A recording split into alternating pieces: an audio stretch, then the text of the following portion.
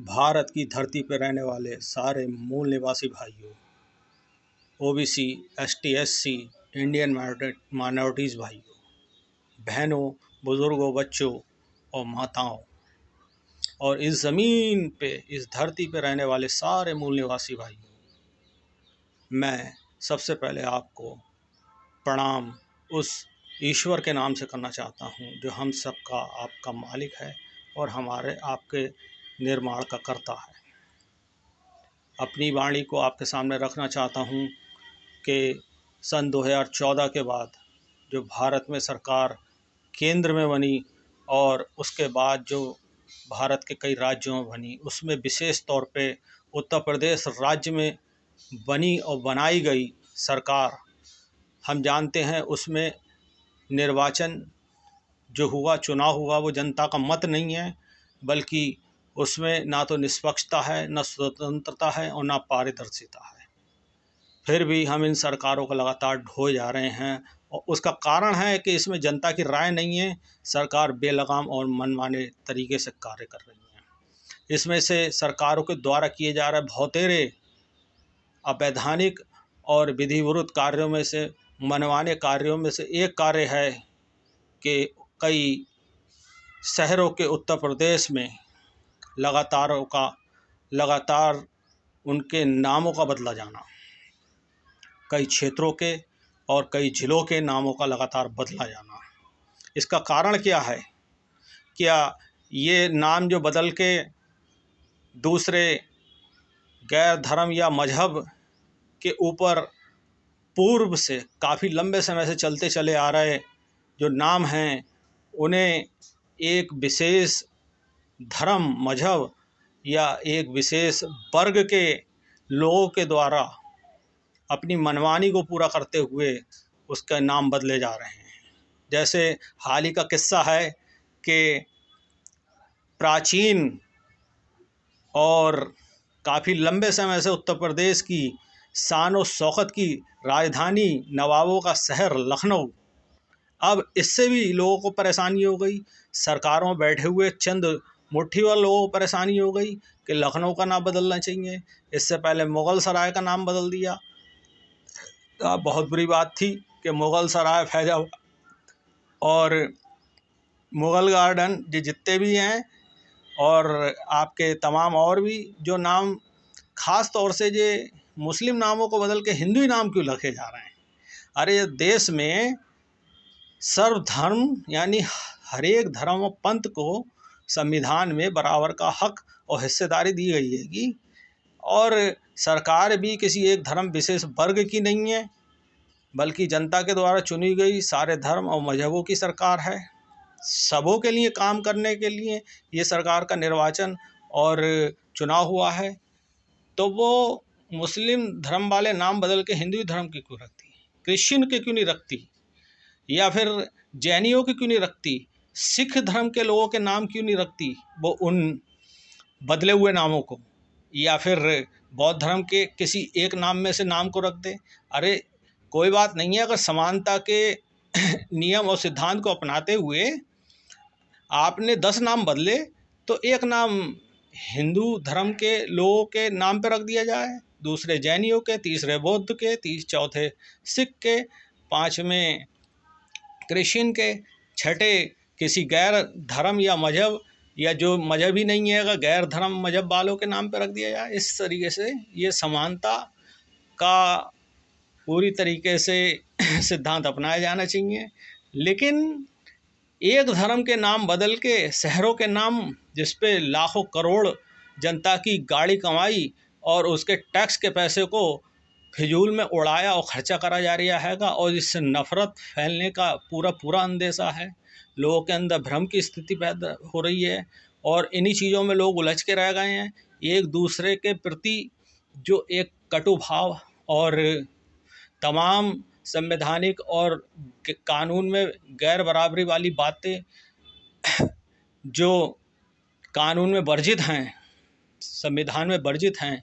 उनको अपनाते हुए और उनको पूरा करते हुए ये तमाम तरीके के निर्णय जो सरकारों के द्वारा लिए जा रहे हैं, तो ये सरासर अनुचित है, गलत हैं और ये जनता को पूरी तरीके से एक नई सोच में डाल के उन्हें उनकी सारी मूल आवश्यकता और चीज़ों से वंचित करने का एक राग और एक नियोजित षड्यंत्र है। इसलिए मैं सबसे पहले खबरदार करना चाहूँगा इस धरती पर रहने वाले सारे मूल निवासी भाइयों को, ख़ास तौर पे जो भारत के अंदर रहते हैं, OBC, ST, SC, Indian minorities लोग, कि वो इन चक्रों में ना पड़ें, अपने आप को इन चीज़ों से बचा के रखें, पूरी तरह जागरूक और सतर्क रहें और केवल अपना ध्यान और जहन अपने अधिकारों पे जो संविधान के द्वारा, माननीय विधि के द्वारा और तमाम अंतर्राष्ट्रीय और राष्ट्रीय स्तर पे जो मानवाधिकार हैं, अंतर्राष्ट्रीय विधि हैं, उसके आधार पे हम लोगों को मिले हुए हैं, वो अपना फोकस पूरी तरीके से उसी पे रखें। अपने निज विकास और अपने डेवलपमेंट के बारे में वो सोचें, क्योंकि आप लोगों की संख्या इंडिया में 97 लगभग 97% है, जो लगभग 132 करोड़ में से लगभग 120-125 करोड़ बनती है। तो जो बाकी लोग हैं वो चंद लोग इन 97% पब्लिक को भड़काने की या उन्हें गुमराह करने की या उन्हें अपने शब्दों से चलाने की कोशिश कर रहे हैं। इसलिए जनता जागरूक बने पूरी तरीके से, ख़ास तौर से मूल निवासी ओबीसी, एसटी, एससी भाई और इंडियन माइनॉरिटीज़ भाई, क्योंकि जितने माइनॉरिटीज़ हैं जो अल्पसंख्यक आज की तारीख में कहलाए जाते हैं, चाहे वो किसी भी धर्म, मजहब या वर्ग के हों,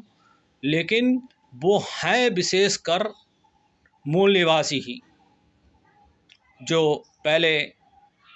भारत में हम सब इकट्ठे होकर रहते थे, ना किसी जात ना धर्म के थे, ना किसी कुल ना वर्ग के थे, बल्कि सब हम इसी मिट्टी के भाई थे। लेकिन बाद में उनमें ये फ़र्क पैदा हो गया या उन्होंने तमाम धर्म या मजहब की तरफ अपना रुख किया,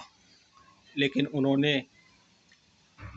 उस मजहब या धर्म को भले ही अपनाया, लेकिन आज ही वो हमारे भाई और बहन और बंद और तमाम तरीके बुजुर्ग और बच्चे और माताएँ हैं, हम सब एक हैं।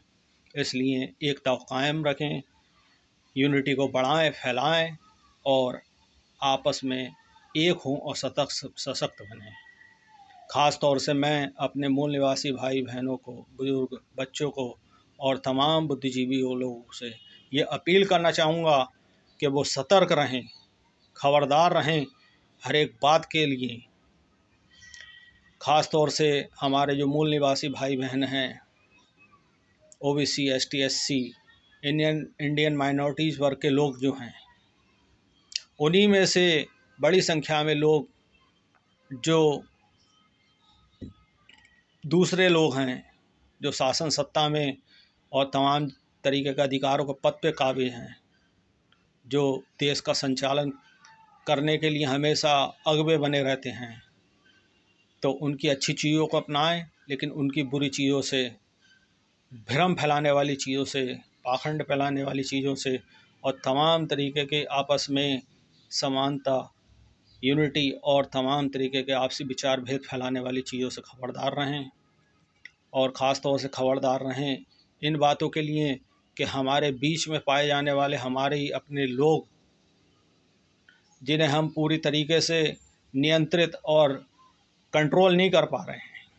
समाज में हमारे हैं, भाई बंद हैं, रिश्तेदार हैं, नातेदार हैं, हमारे मूल निवासी भाई हैं, लेकिन वो काम गैर के लिए करते हैं। समाज से सब कुछ लेते हैं, लेकिन वो अपना विश्वास और अपनी श्रद्धा दूसरों के लिए समर्पित करके अपना जीवन व्यतीत करते हैं और उसमें बहुत ही ज़्यादा खुश और आनंदित रहते हैं। इसीलिए ऐसे लोगों को सामाजिक नियंत्रण में लाने की बहुत ज़्यादा ज़रूरत है। अगर आप अपने भाई बंधों को नियंत्रित नहीं कर पाएंगे तो आपकी शक्ति ही आपके खिलाफ कार्य करेगी। इसके लिए ज़रूरी है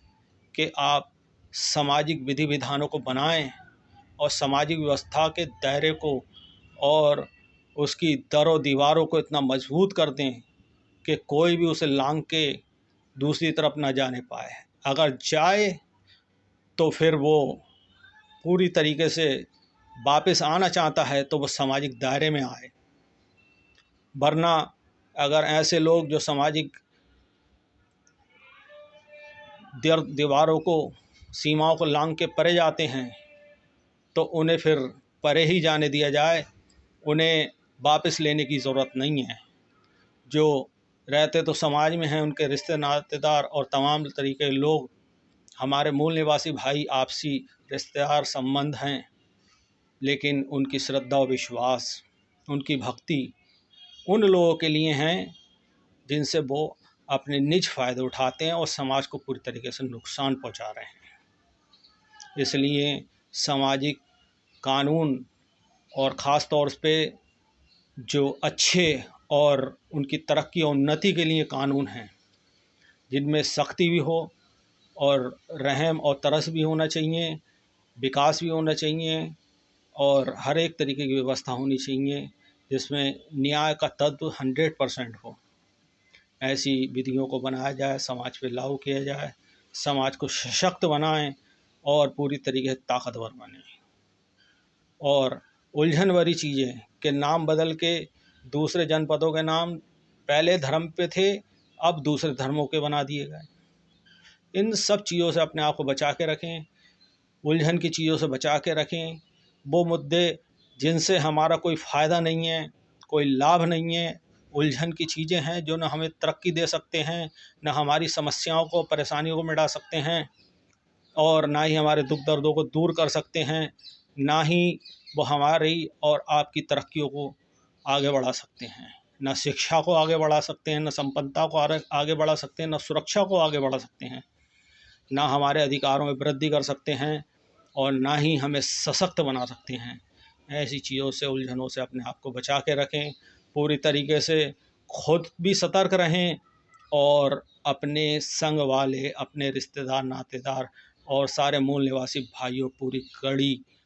कड़ी निगाह रखें। इन्हीं बातों के साथ मैं अपनी वाणी को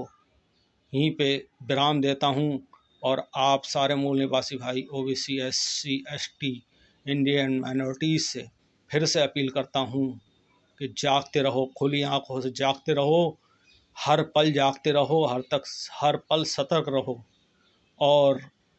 वो विचार, वो बोल वचन और वो चीज़ें जो ईश्वरीय नहीं हैं, जो समानता, एकता, प्रेम, बंधुत्व, भाईचारा, शांति और कल्याण, त्याग, माफ़ी हमारे अंदर पैदा नहीं करती हैं, जो करुणा, दया, तरस हमारे अंदर पैदा नहीं करती हैं, न्याय, विश्वास हमारे अंदर पैदा नहीं करती हैं, उन चीज़ों से अपने आप को बचा के रखें, हटा के रखें और जीवनदायक चीज़ों को अपनाएं, जीवनदायक बातों को अपने जीवन में अपनाएं और देश की, अपनी और सारे के मूल निवासी भाइयों, बहनों, माताओं, बुज़ुर्गों की, बच्चों की पूरी तरीके से गड़ी और कड़ी निगाह रख के निगरानी करें और उनकी तरक्की के लिए कामना करें। प्रार्थना के साथ मैं अपनी वाणी को विराम देता हूँ। उलझनों से बचे रहें, जागते रहें, सतर्क रहें। स्वर्गीय पिता, तेरा धन्यवाद। जय मूल निवासी भाई, जय हिंद, जय भारत, जय भीम राष्ट्र।